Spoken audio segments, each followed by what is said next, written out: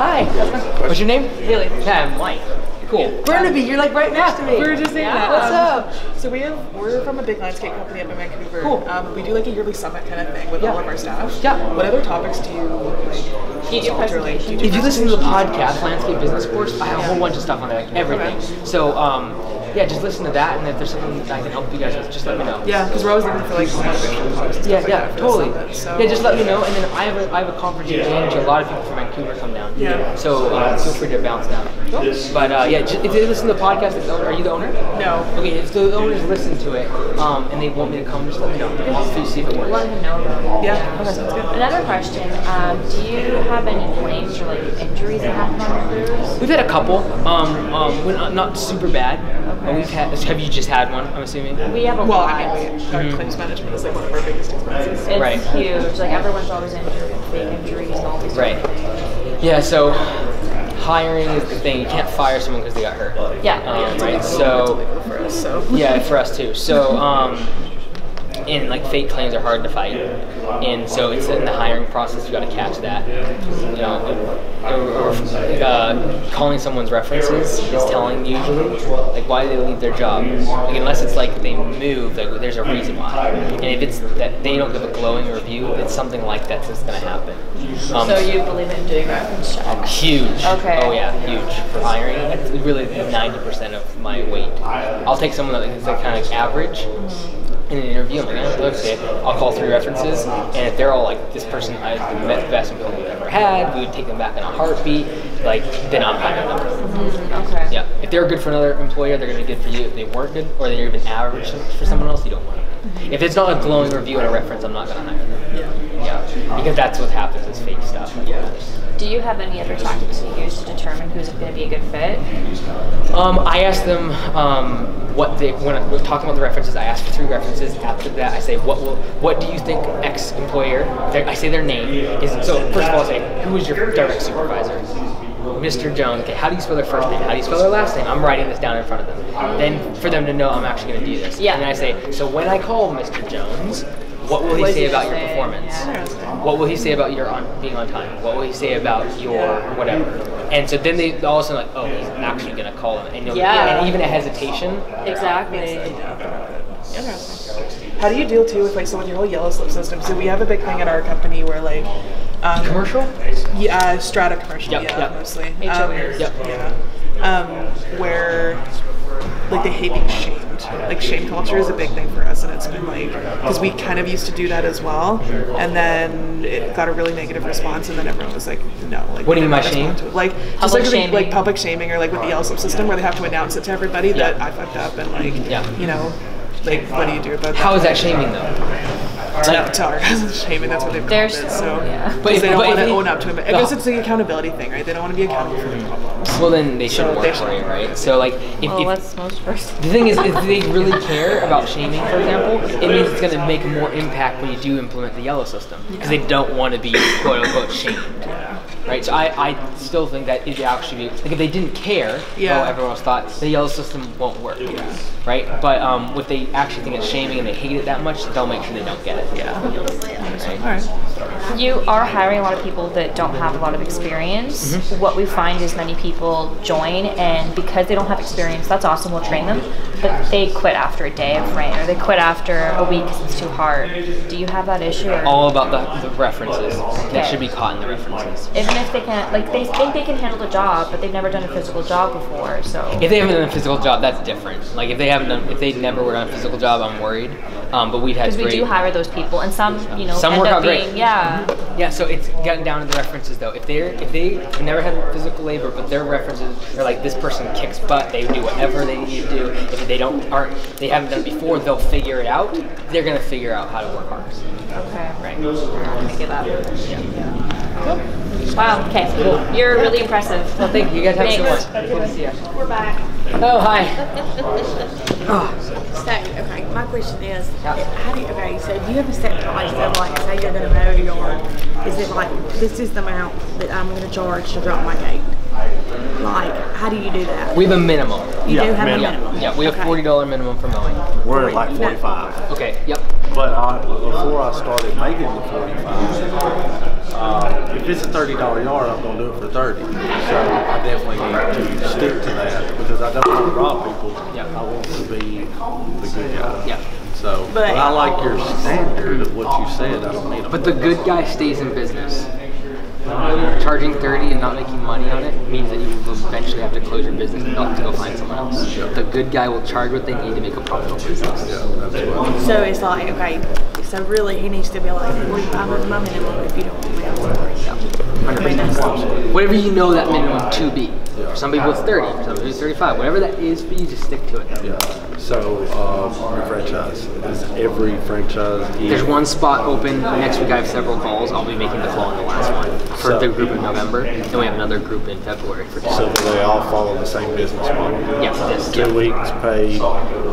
So there's some things that, so legally there's certain things you can't dictate. So for instance, that we cannot dictate what rate they pay in terms of, like, well, we can give the systems, this is how we do it. So I'm following very much like what I'm a franchisee of Anytime Fitness. Very much like, hey, this is how to do it. You don't have to, but if you cry about it, we're going to point you back and say you didn't do this, right? So that's how we're operating. This is how we do it. This is what we recommend. We recommend you use service auto pilot. We recommend you do automations. We're going to preload it all for you. We recommend you do pay performance. We recommend that you do the leads this way. We recommend you do the estimates this way. But if you don't want to do it, fine, go for it. But if you cry about it and come back to us, we're going to point you right back to that same page every time. So, because it's very hard to dictate another business owner, because you own the business as a franchisee. So for me to dictate what you do is legally very hard. And so, because too, if they do that thing, I'm sorry, I didn't mean to interrupt you. Everything you're doing is working.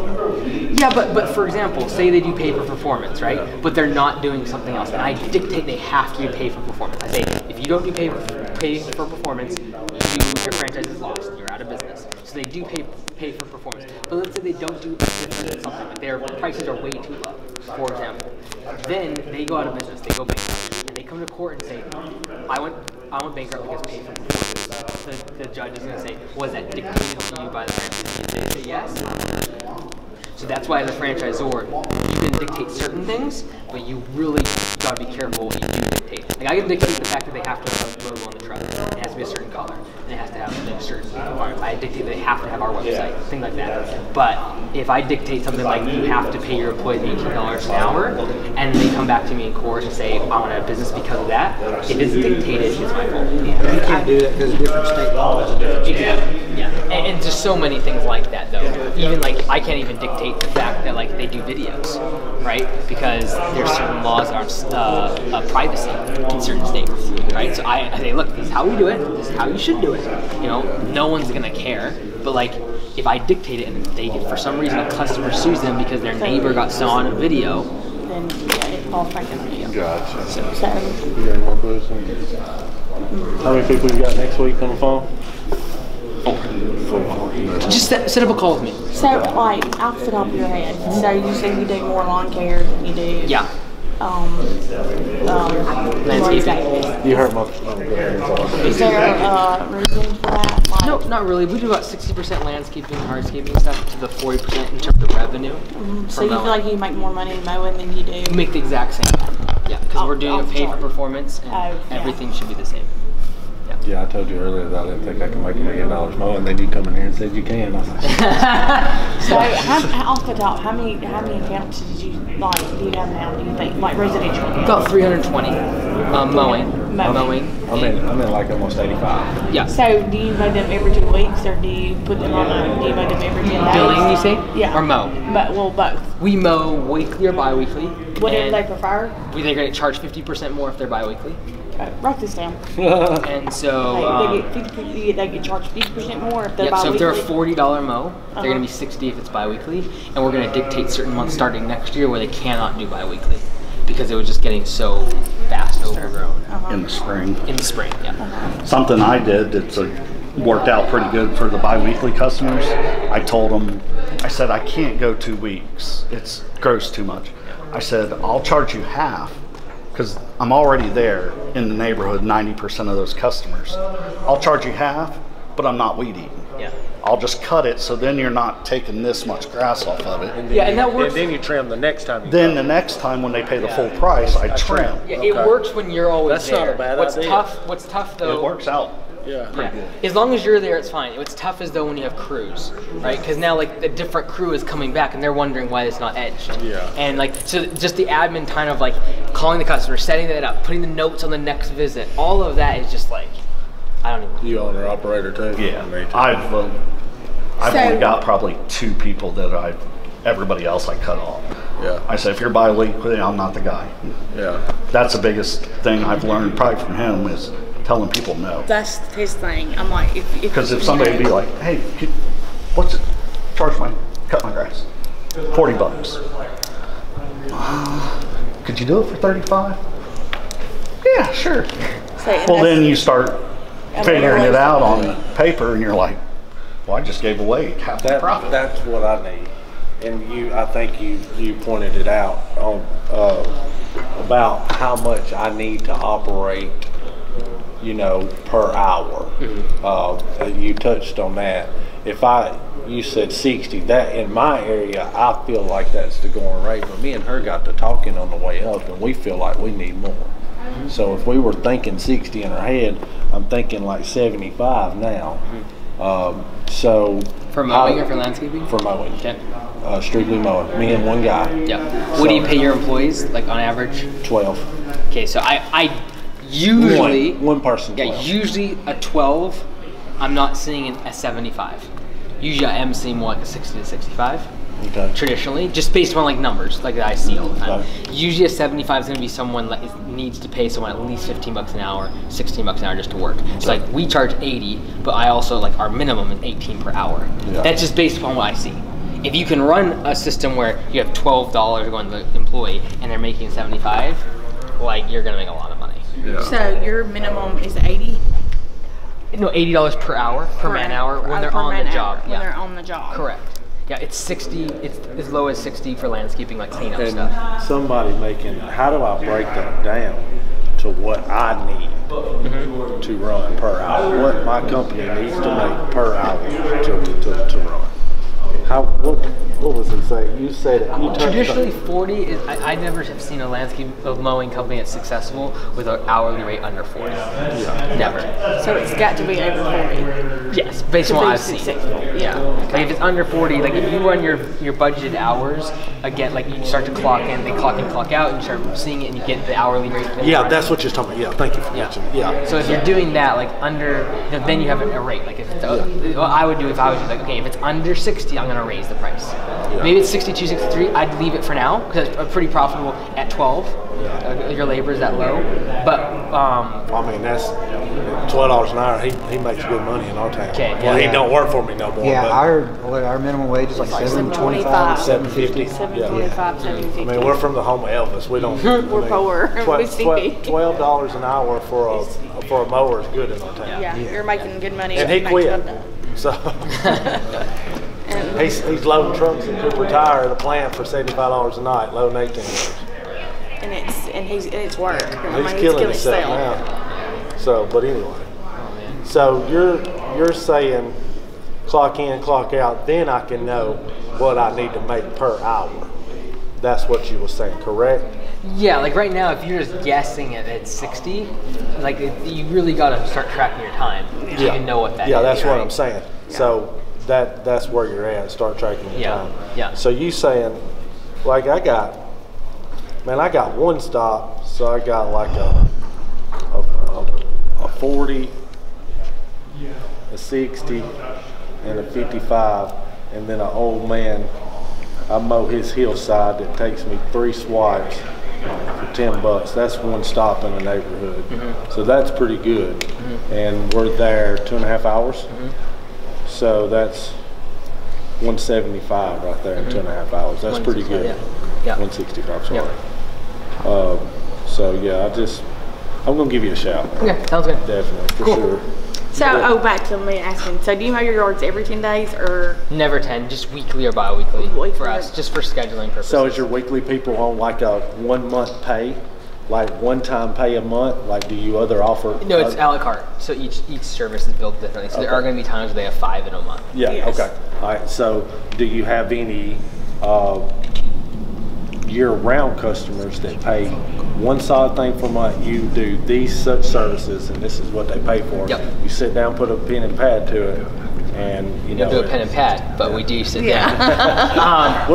So we're still going to do it based on budget hours, though. Yeah. Because when we dispatch that job, the crew has to see budget hours. Yeah. So we're not just going to be like, okay, it's like $1,246. Oh, we'll give it to you for $1,200 a month, right? It's got to be $1,240, whatever. Just that the hours work for each one. Yeah. I think I've seen a podcast you did on that. See, Isaac, thanks for coming, brother. Hey, are y'all going to the Echo after party? Hey, do you mind? I don't even know where it's at. It's from 6 to 9 at the Mega Caverns. Yeah, So just text me the address. I will. I'm like lost. When I get in the car, I'll text it to you. Cool, thanks, Isaac. What? Is that the dinner? Is that the dinner? Yeah, they have a whole bunch of stuff they're doing down there. A bunch of giveaways. They have catered food and stuff like that. It's all underground. Yeah, I'll come. Just text me. Yeah, well, Thanks, man. For real, what is that? I just don't want to What do you know. think about like the subscription model for mowing? I like it. It's the problem with it is that the only issue I have with it is harder to pay for performance. Because It is. if you do say like $99 package, $199 package, $199 package, you're just banking on the fact that some of them are or really should only be charging $150, and some of them are losing out on the $250 ones, right? So you're very much siloing them, whereas I'm going down to the minute on budgeted hours. Right? So if I'm paying based upon budgeted hours, I can be really tight on that. Versus it's tough to be like, hey, you're gonna get charged, $100 a month, and then to your guys telling them, okay, you're gonna make $30 every time, because they're gonna show up one, and it's gonna take them 10 minutes, and the next one will take them 30 minutes. And it's very hard for them to compute, and it's just very difficult. So I love the subscription model. I love how it works in terms of financially, but for pay for performance, it's very difficult to convince an employee to mow one lawn that's half the size of the other for the same amount of money for them. Yes. Right? And yes, you can be like, well, it averages out, because it does, but it's just not going to compute. It's much easier for them to compute time versus how much to make. So could you do it to where you, like as far as charging the customer? Because this is what I'm pitching my customers right now.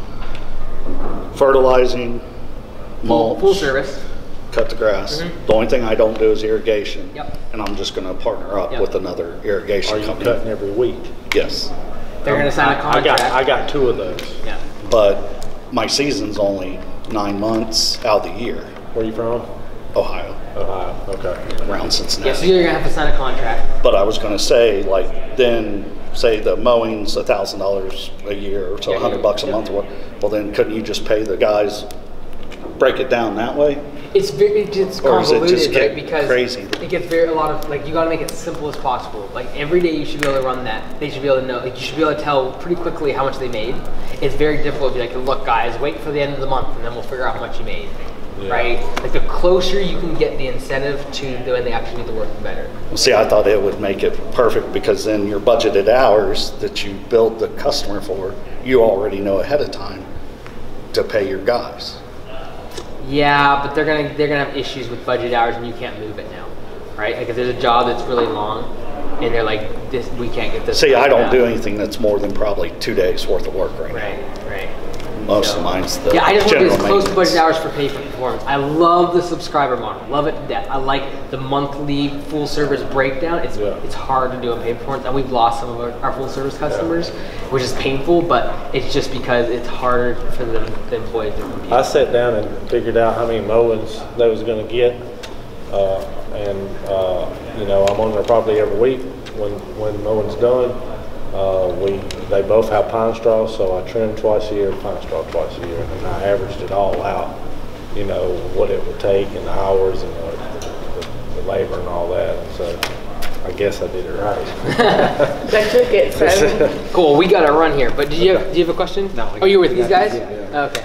Cool. Hey, nice to meet you, You as brother. well. Thank you, man. We'll talk next week.